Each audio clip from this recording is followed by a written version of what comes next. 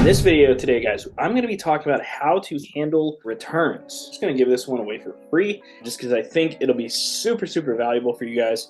Before I get started, and just so you guys know, if you don't think I get returns, all three of these devices were returned to me last week. Things happened, they didn't like it, things like that, and it's totally cool. It's not a big issue. So, how do you handle returns? Three that actually happened to me recently. Number one, buyer didn't like the item. This will be one that comes up pretty often with phones and electronics, and it's totally cool. So what I just told him, hey, cool, send it back. I accepted the return without refunding, right?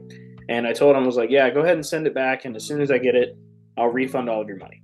So that's how you deal with the first type of return. Now, there are a couple of other types of returns. Here's one that I'm dealing with actually right now. So I had a guy hit me up the other day. I had sold a phone. It was bent. It was broken back. It was damaged. So I sold it for parts. Were not working. Anyway, this guy hits me up and he's like, hey, there's a LCD burn on the screen. And I was just like, okay, that's weird because it didn't look like it had an LCD burn when I sent it. So I'm assuming he was trying to get a partial refund out of me. Well, here's what I did though.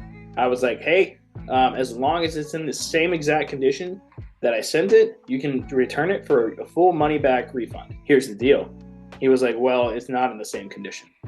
Just so you guys know, that 100% voids the return policy. 100%. Called eBay just cause, and I was just like, hey, what do I have to do here? And they were like, well, you sold it as 4 parts or not working, so you actually don't have to do anything. They repaired it, and even if there was extra damage when you sent it, you sold it for parts only. You didn't sell it as used, and they were like, you don't have to accept the return at all. The third type of return that I deal with a lot is somebody who uses a freight forwarding address to receive their item. So what is a freight forwarding address? Essentially what that is, it's a place where US sellers send things to a shipping address in the United States, and that place sends them overseas. So as soon as eBay usually finds out that it's a freight forwarding address and it was sent overseas, it is no longer covered under returns. That's how I deal with a lot of returns, guys, or how you guys can deal with a lot of returns. Take this information with, as you will, and use it, right? So get out there, make some money, guys, crush it, okay? And if you guys want some help, feel free to hit me in the Recelerator program link at the bottom. We are onboarding a couple more people in the next few weeks. We've been onboarding quite a few lately and helping them freaking crush it.